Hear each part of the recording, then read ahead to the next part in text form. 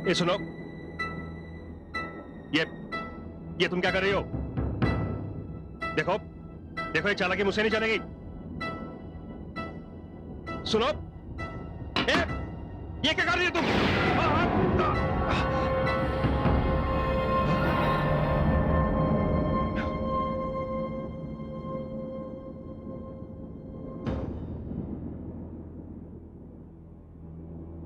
विनोद,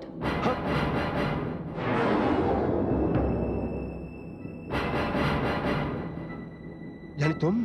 हाँ हाँ विनोद, मैं पूनम हूं, जिंदा नहीं, एक आत्मा। लेकिन लेकिन ये सब कुछ जो हो रहा है वो क्यों, किस लिए? देखो विनोद, मेरा मकसद तुमको या किसी को डराना नहीं है, और ना ही मेरा मकसद पूजा में विघ्न डालना था। मैं तो सिर्फ ये बताना चाहती हूं कि मेरी मौत ना तो कोई हादसा था, ना खुदकुशी। मेरा कत्ल किया गया है। क्या? हाँ, मेरा खून किया गया है विनोद। खून? हाँ, और मैं भटक रही हूं इंसाफ के लिए, और तुम्हें मुझे इंसाफ दिला सकते हो विनोद। तुम्हें मेरी मदद करनी होगी। मेरी माँ ने तुम्हें बता दिया होगा कि मेरा और राम प्रकाश का क्या रिश्ता था। अब मैं तुम्हें बताती हूँ कि मेरे साथ क्या हुआ, मेरे और राम प्रकाश के उस संबंध का क्या अंजाम हुआ। ये तुम क्या कह रहे हो? मॉम, जिसे हम शिष्य और गुरु का रिश्ता कहते थे ना, अब वो नहीं रहा। अरे मॉम, मुझे तो खबर मिली है कि डैड ने पूनम को एक मकान खरीद कर दिया है। बेटा देखो, ऐसा नहीं हो सकता। पूनम अब पहले वाली पूनम नहीं रही है। अब वो मशहूर कलाकार बन चुकी है। उसके स्टेज पर अपने प्रोग्राम्स होते हैं। वो इतना पैसा कमा रही है, तो फिर उसे क्या पड़ी है कि वो किसी से मकान लेगी? बस माँ, आप में यही बुराई है कि आपको किसी और में बुराई नजर आती ही नहीं है। डैड और पूनम का रिश्ता दुनिया से छुपा नहीं है। अरे लोग तरह तरह की बातें कर रहे हैं। पूनम ने घर क्या छोड़ा, डैड ने उसे मकान ले दिया। देखो बेटा, तुम्हारे पिताजी एक बहुत बड़े कलाकार हैं। वो इतने अच्छे कलाकार हैं कि उनके गुण से कोई भी प्रभावित हो सकता है। अब मुझे देखो, मुझ में कोई गुण नहीं है, लेकिन तुम्हारे पिताजी ने मुझे इज्जत देने में, मेरे सम्मान में कभी कोई कमी नहीं रखी। उन्होंने तुम्हारी परवरिश में भी कभी कोई कमी नहीं रखी। वो सिर्फ तुम्हारे पिताजी ही नहीं हैं, बल्कि समाज के एक सम्मानित व्यक्ति हैं। और ऐसे व्यक्ति के चरित्र पर तुम उंगली उठाओ, लांछन लगाओ, ये तुम्हें शोभा देता है क्या? वाह माँ, वाह, कितनी भोली हैं आप। और अपने इस भोलेपन में आप खुद तो डूबेंगी ही, हमें भी साथ डुबोएंगी। लेकिन अब ऐसा नहीं होगा। अब मैं चुप नहीं बैठूंगा। क्या करोगे तुम? मैं कुछ भी करूं, मगर आप कुछ नहीं बोलेंगी। आप चुप रहेंगी, क्योंकि अगर आपने कुछ कहा या आपने कुछ किया तो मुझसे बुरा कोई नहीं होगा। चलता हूं। नमस्ते मैम साहब। नमस्ते।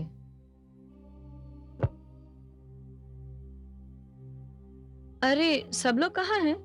साहब तो अपने संगीत रूम में हैं और मैम साहब अपने रूम में हैं। अगर आप कहें तो बुला दूं? नहीं नहीं, तुम आशा जी से जाकर बता दो कि मैं आई हूँ। मैं आचार्य जी को मिलकर आती जी हूँ। बहुत अच्छा। ठहरो, तुम जाओ यहां से। जी।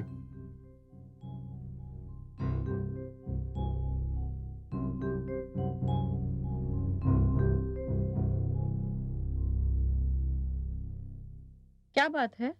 एक घर पर तो कब्जा कर चुकी हो, अब इस घर को भी हासिल करना चाहती हो? ये क्या कह रहे हो तुम? मैं जो कह रहा हूं सच कह रहा हूं।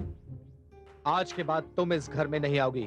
सुनील, ये क्या हो रहा है? डैड, यहां कुछ नहीं हो रहा है। जो कुछ हो रहा है आप दोनों के बीच हो रहा है। और ये जो कुछ भी हो रहा है ना डैड, इसे हमें सुधारना है।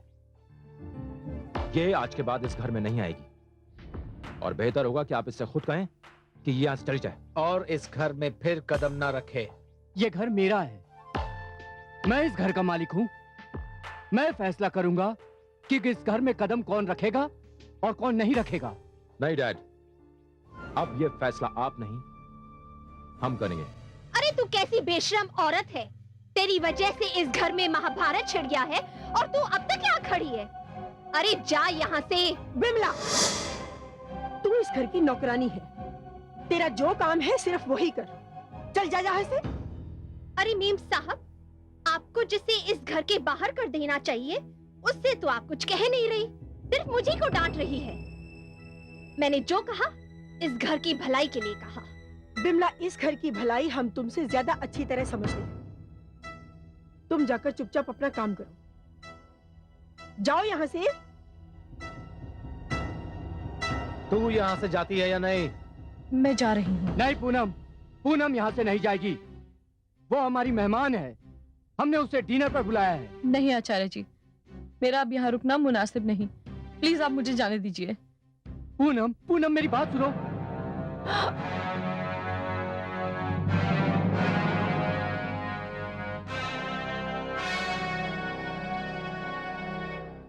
नालायक, छोड़ दे इनको। माँ, मैंने कहा था ना आपसे बिल्कुल चुप रहेंगी, कुछ नहीं बोलेंगी। नहीं, मैं चुप नहीं रहूंगी। तू छोड़ इनको।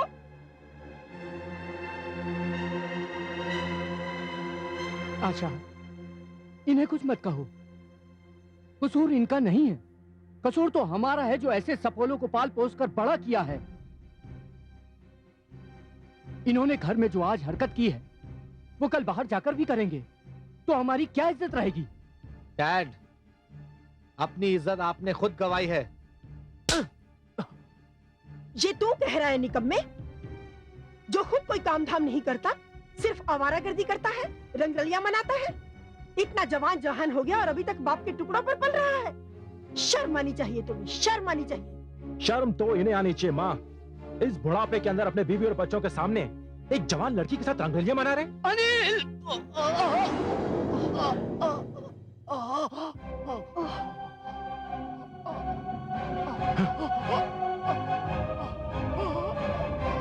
अरे आपको क्या हो गया? अरे तुम लोग खड़े देख क्या रहे हो? जाओ जल्दी से डॉक्टर को बुलाओ, फोन करो कोई डॉक्टर को। आपको कुछ नहीं होगा,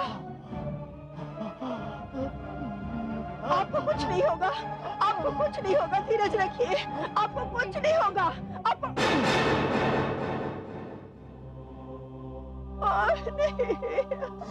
और इसमें मैं भी अपने आप को जिम्मेवार मानती हूँ। पूनम, जो कुछ भी हुआ सुनकर मुझे बहुत तकलीफ हुई, लेकिन यह जानकर तो और भी हैरत हुई कि आचार्य जी के घर की नौकरानी इतनी मुंहचड़ी और बदतमीज थी। हाँ, उसके बाद मुझे उस घर की जिन सच्चाइयों के बारे में पता चला, अगर लोग सुनेंगे तो उनके रोंगटे खड़े हो जाएंगे। बिमला अगर अपने आप को उस घर की नौकरानी समझती तो शायद ऐसी बात कभी नहीं करती, मगर वो तो अपने आप को उस घर की मालकिन समझती थी। उसी की वजह से आज सुनील की पत्नी इस दुनिया में नहीं रही। क्या? हाँ, सुनील निहायत ही गिरा हुआ और बदचलन इंसान है। उसने अपनी बीवी को कभी वो दर्जा नहीं दिया जो उस बेचारी को मिलना चाहिए था। उसके तो बिमला के साथ नाजायज संबंध थे। ये बात उस दिन की है जिस दिन सुनील की पत्नी अपने मायके गई हुई थी।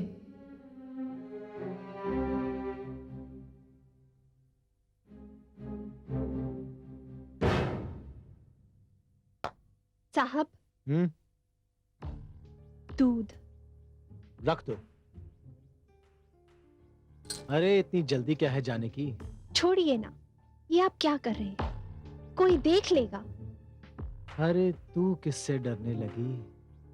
ज्योति तो गई है अपने मायके। लेकिन माँ जी सो रही है। मैं कपड़े बदल के अभी आई। सो मत जाना। छोड़ो ना, क्या कर रहे हैं आप? कोई देख लेगा।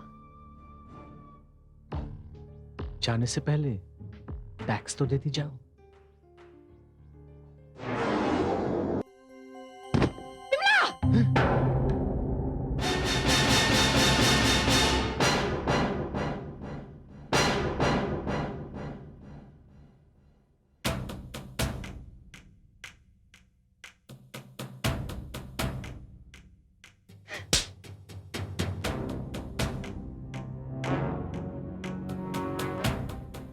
बेशरम औरत, तेरी इतनी हिम्मत! ज्योति, वो तुम्हारी फ्लाइट? हाँ, मेरी फ्लाइट डिले हो गई थी और बाद में कैंसिल। मगर यहाँ सब क्यों आ रहे हैं? हाँ? ज्योति जरा आहिस्ता बोलो, लोग सुन लेंगे। कोई सुन लेगा? मैं चाहती हूँ ना तुम्हारी ये घिनौनी हरकत सारी दुनिया देखे। पता नहीं क्या हो रहा है इस घर में और कब से ये गंदा खेल चल रहा है। अच्छा तो ये होगा कि आप चुप हो जाएं, वरना तू मुझे कह रही है चुप होने के लिए? तू? मैं अभी जाके पापा जी से कहती हूँ और तुझे तेरी औकात दिखाती हूँ। मैं अभी कहती हूँ पापा जी से। मैं अभी बुलाती हूँ पापा जी ज्योति को। सुनो, ज्योति तुम कुछ नहीं कहोगी। नहीं बोलूंगी। तुम कुछ नहीं कहोगी। चुप चुप रहो, चुप रहो ज्योति, चुप रहो। तुम कुछ नहीं बोलोगी। मैं अपना हाथ तब तक नहीं हटाऊंगा। सुना तुमने? तुम कुछ नहीं बोलोगी, चुप रहोगी। चुप।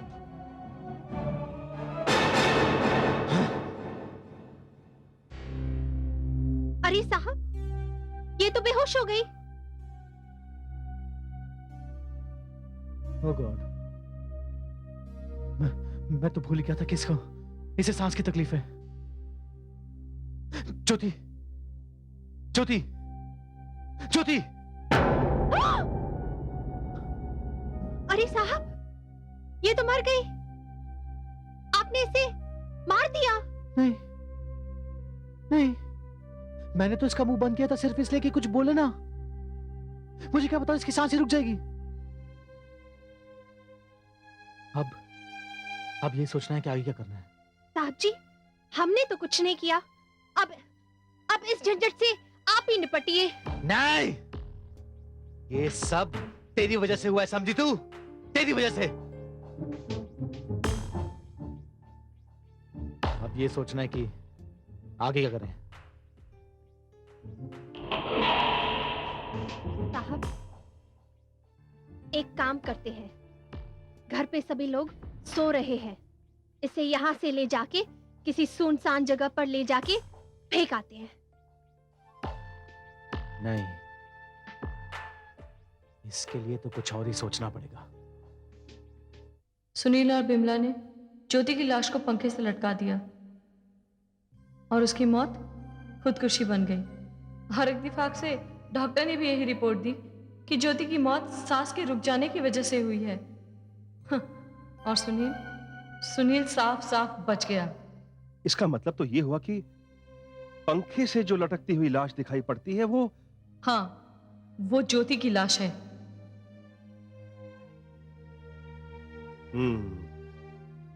मगर पूनम, तुम मुझे ये बताओ कि तुम्हारे साथ क्या हुआ?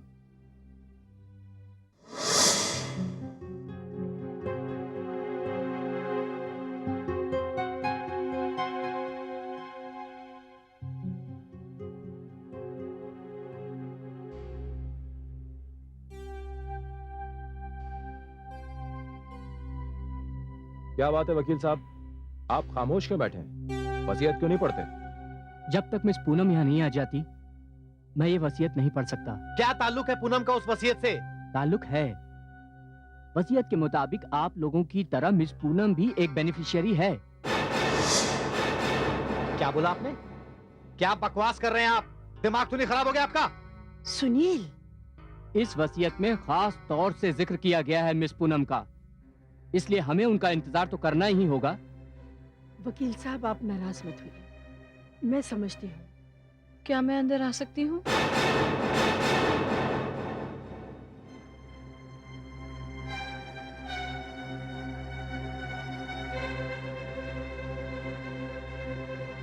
आओ पूनम।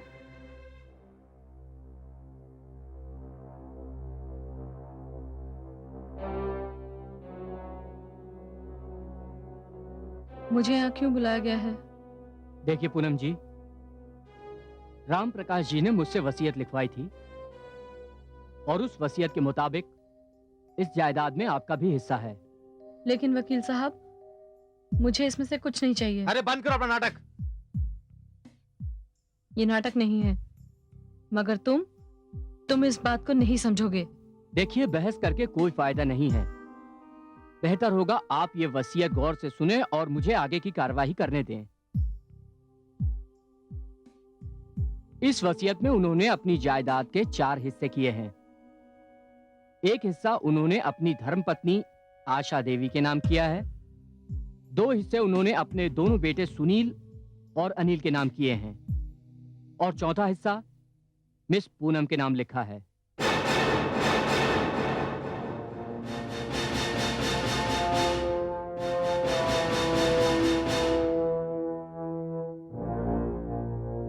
ये वसीयत यहाँ पढ़ने की एक खास वजह यह है कि आचार्य जी यहाँ एक संगीत विद्यालय बनाना चाहते थे।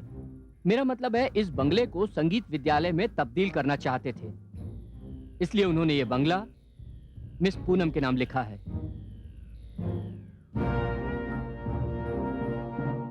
इस वसीयत के जरिए आचार्य जी ने मेरे सामने एक बहुत बड़ी समस्या खड़ी कर दी थी, क्योंकि उनकी अंतिम इच्छा थी कि वो उस बंगले को संगीत विद्यालय में तब्दील करना चाहते थे, और उनकी अंतिम इच्छा का सम्मान करते हुए मैंने उस बंगले की जिम्मेदारी अपने हाथ में ले ली।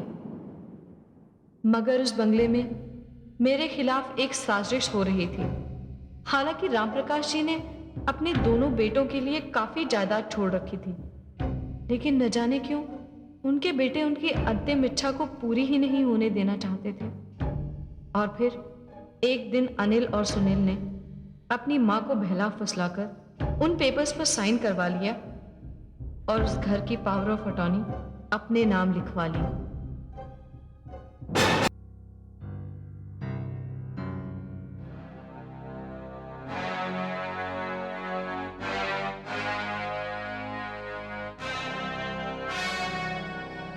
आप लोग, क्या बात है? पूनम जी, हम आपसे माफी मांगने आए हैं। माफी? माफी किस बात की? जो सलूक हमने आपके साथ किया उसके लिए। जो बेइज्जती की हमने आपकी, उसके लिए। हमने आपको बहुत जलील किया, न जाने क्या क्या उल्टी सीधे इल्जाम लगाए आप पर। देखो, तुम दोनों ने जो कुछ भी किया वो स्वाभाविक था, उसमें गलती मेरी भी थी। लेकिन जिस तरह का बर्ताव तुम दोनों ने आचार्य जी के साथ किया वो मैं कभी नहीं भूल सकती, और उसके लिए आचार्य जी की आत्मा भी तुम्हें कभी माफ नहीं करेगी। देखिए पूनम जी, हम अपने किए पर बहुत शर्मिंदा हैं और प्रायश्चित करना चाहते हैं। अगर आप हमें माफ कर दें तो शायद डैडी की आत्मा भी हमें माफ कर दें। अगर सचमुच तुम्हारे मन में पछतावा है और तुम इसलिए यहाँ पर आए हो, तो सचमुच तुम उस महान इंसान के बेटे हो जो मेरे लिए जीवन में सब कुछ था। जाओ, मैंने तुम दोनों को माफ किया और भगवान भी तुम्हें माफ करें। पूनम जी, आप सचमुच महान हैं। हमने तो सिर्फ सुना था कि कलाकार महान होता है, और एक महान कलाकार के औलाद होने के बावजूद हमने इस बात को नहीं जाना। आपने हमें मुआफ कर कर हमारा एक बहुत बड़ा बोझ हल्का कर दिया।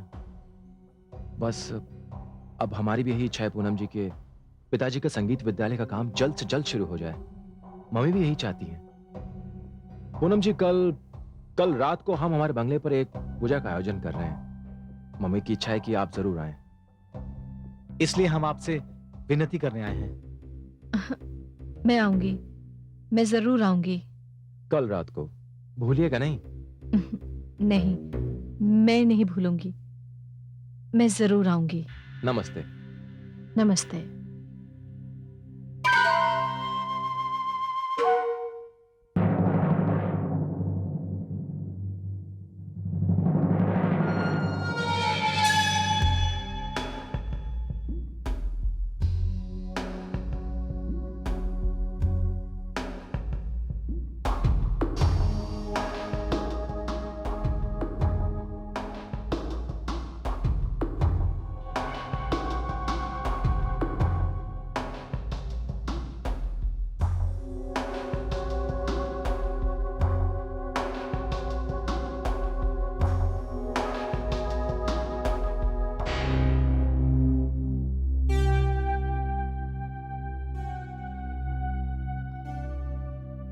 सुनील, अनिल,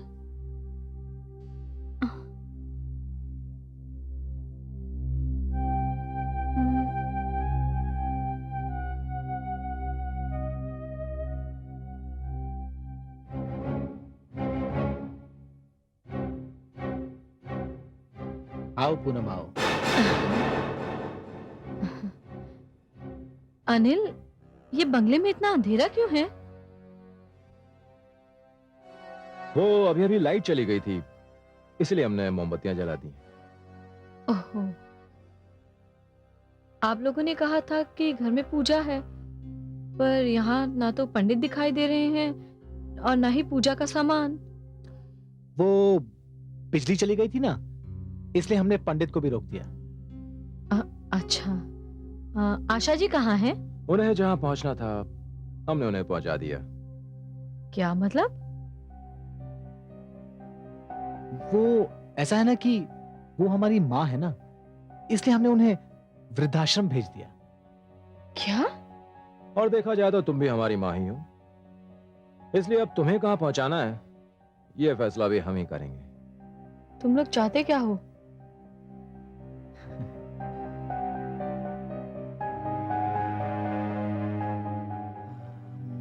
पूनम, वो जो हम कल मुआफी वगैरह मांगने आए थे ना, दरअसल वो एक बहाना था कि तुम चुपचाप यहाँ चली आओ। और अब ना तो किसी ने यहां तुम्हें आते देखा है और ना जाते देखेगा। पूनम, इस वक्त तो तुम अपनी जिंदगी की कुछ आखिरी सांसें गिन रही हो। क्या मतलब? मतलब मैं समझाता हूं तुम्हें। तुमने क्या सोचा था कि मरने से पहले हमारे बाप ने जो बेवकूफी की थी वो हम मान लेंगे, हम कबूल कर लेंगे? ये जायदाद हमारी थी और हमारी रहेगी, लेकिन ये तब तक मुमकिन नहीं है जब तक तुम जिंदा रहोगी। क्या बकवास कर रहे हो तुम दोनों? हटो मेरे रास्ते से। हाँ, भाग के कहाँ जा रही हो पूनम? हमने तो तुम्हारे लिए बहुत बढ़िया इंतजाम कर रखा है। हम तो तुम्हें बड़ी शानदार और बड़ी चैन की मौत देने जा रहे हैं। छोड़ो मेरा रास्ता। अरे जल्दी क्या है? छोड़ो। अरे रुक जाओ। छोड़ो मेरा रास्ता। देखो, देखो मेरा रास्ता छोड़ दो, नहीं तो मैं बहुत जोर से चिल्लाऊंगी। बिल्कुल नहीं। देखो, छोड़ो। देखो, बिल्कुल नहीं चिल्लाओ। देखो, छोड़ो मुझे, छोड़ो।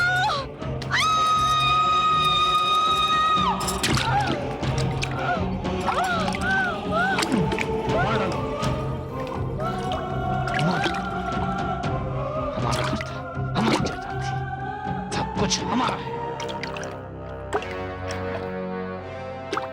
तू कुछ भी नहीं है, तू कुछ भी नहीं है।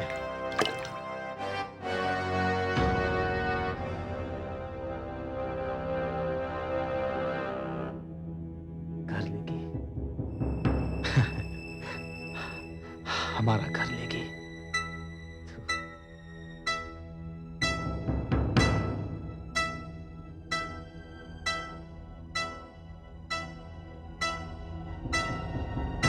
चलो।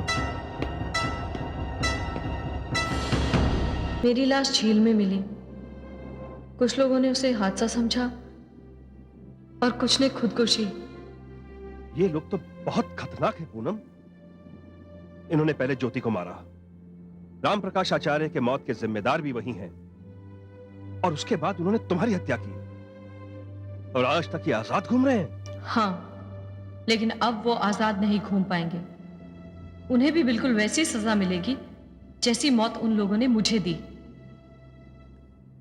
विनोद, मैं तुम्हारे पास इसलिए आई हूं ताकि तुम मेरी मदद कर सको। पूनम, मैं तुम्हारी हर तरह से मदद करने को तैयार हूं। अगर तुम चाहो तो मैं आज ही उनके खिलाफ पुलिस में रिपोर्ट लिखवा देता हूं। नहीं नहीं विनोद, उन्हें सजा सिर्फ मैं दूंगी, और तुम्हें क्या करना है वो मैं तुम्हें बता दूंगी। ठीक है, जैसा तुम चाहोगी वैसा ही होगा।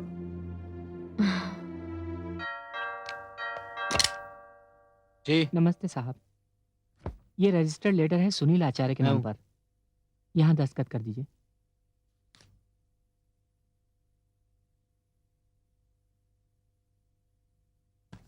Thank you.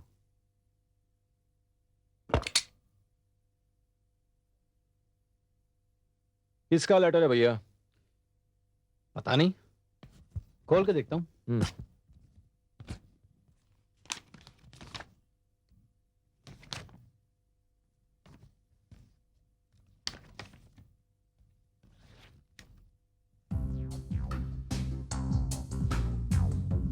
लेटर तो पूनम का है।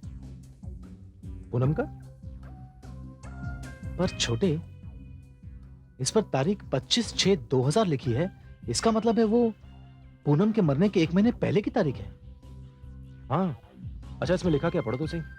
हाँ। ये खत मैं सुनील और अनिल आचार्य के लिए लिख रही हूँ।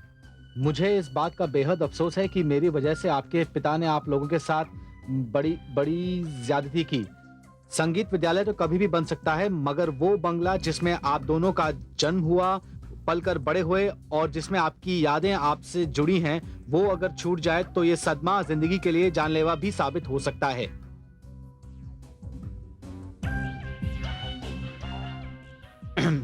मैंने इस बात को महसूस किया और मैं बार बार शर्मिंदा भी हुई। ये बंगला जो मेरे नाम पर था, वो ये एग्रीमेंट के जरिए आप दोनों को लौटा रही हूँ। छोड़ दे, एग्रीमेंट है। एग्रीमेंट के जरिए आप दोनों को लौटा रही हूँ। उम्मीद है आप इसे कबूल करेंगे और मुझे मेरी गलतियों के लिए माफ कर देंगे। देखा,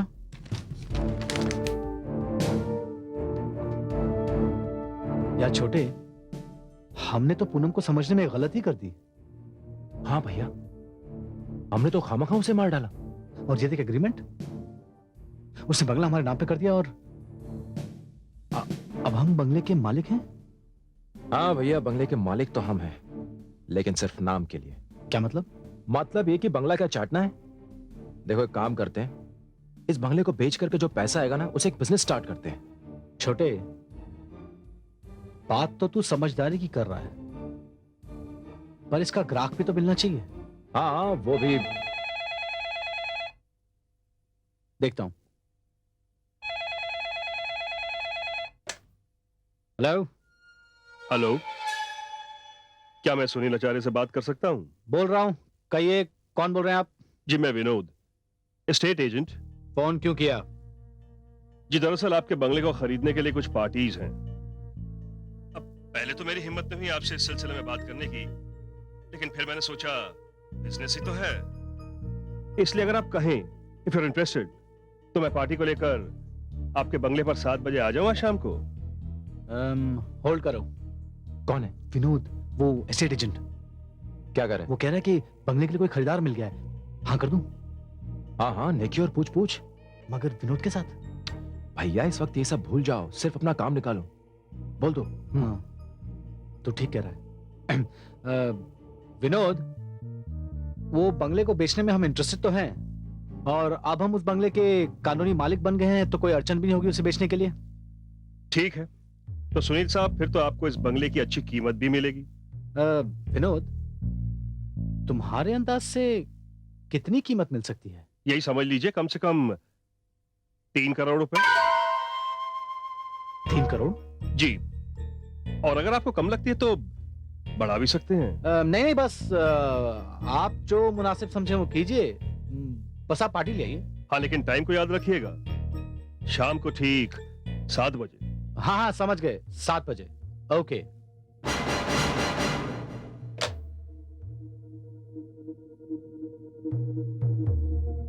कमाल हो गया अनिल, अभी अभी मकान हमारे नाम हुआ है और अब खरीदार भी मिल गया हमें। कमाल है भैया, लगता है हमारे दिन पलट गए हैं। ठीक है, 7 बजे तैयार रहना। ओके? मैं भी चलूंगी आप लोगों के साथ। तुम क्या करोगे चल के? भैया, इन्हें साथ ले लो। औरत साथ रहती है तो अच्छा इंप्रेशन पड़ता है।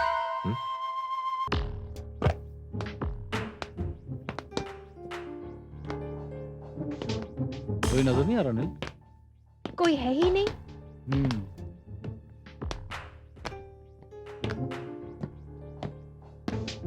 वेलकम वेलकम मिस्टर सुनील, मैं अभी का इंतजार कर रहा था। भाई कमाल है, आप वाकई वक्त के बहुत पाबंद निकले। ये आपके भाई अनिल हैं। इनसे तो मैं मिल चुका हूँ। Nice to see you. Same here. लेकिन ये पिमला है। अच्छा अच्छा, आपकी धर्मपत्नी। मुझे लगता है वो लोग आ गए हैं। आप लोग बैठिए। I just come in a second. Excuse me. भैया, कम हो या ज्यादा इस मकान का सौदा कर ही लीजिए। वैसे भी बड़ा मनहूस मकान है हमारे लिए। लेकिन पहले देख तो ले पार्टी क्या बोलती है।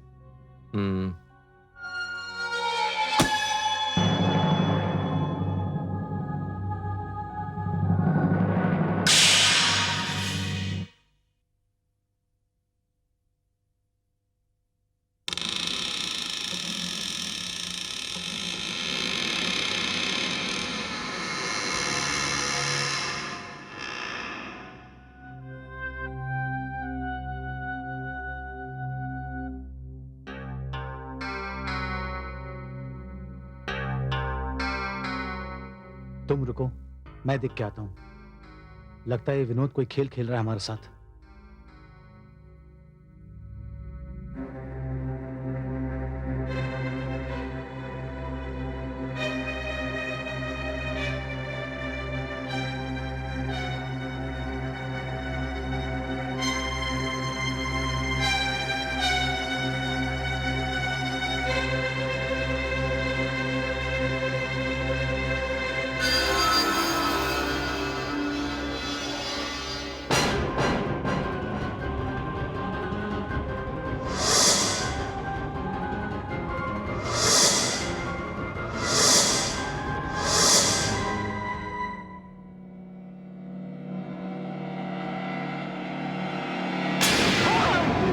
भैया, सुनील, क्या हुआ?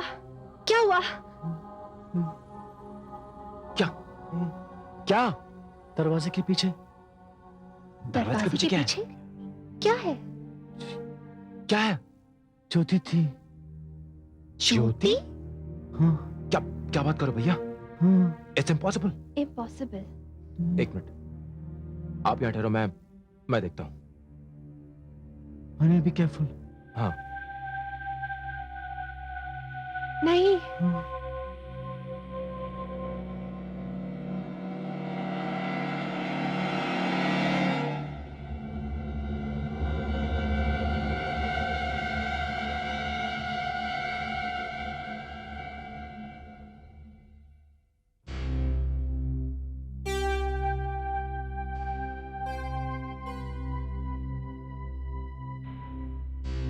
भैया, अंदर तो कोई भी नहीं है, सब ठीक है। लगता है आपको कोई वहम हुआ है। जो कुछ भी हो, अब हम यहाँ एक पल नहीं रुकेंगे। चलो यहाँ से, चलो। ठीक है भैया।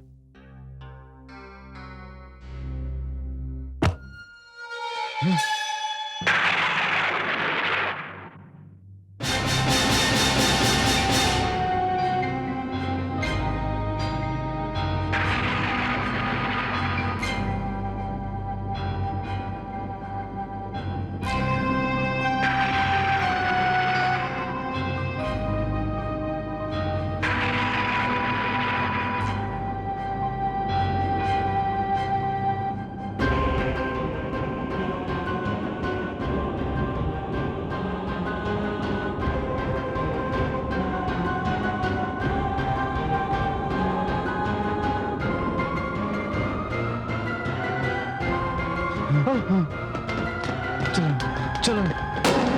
खोलो, खोलो। भैया, वो दरवाजा। वो एक और दरवाजा। चलो, चलो, भागो। खोलो, खोलो।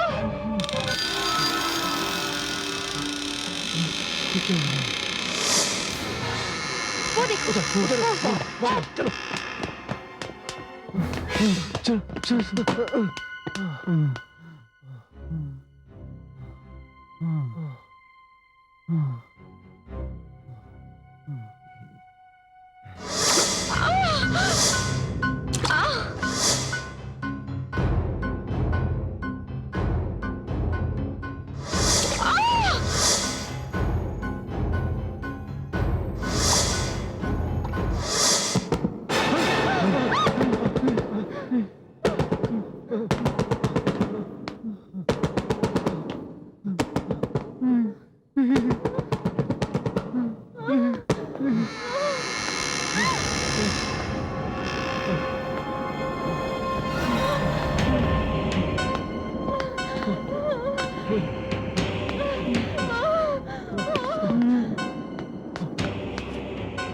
Ah!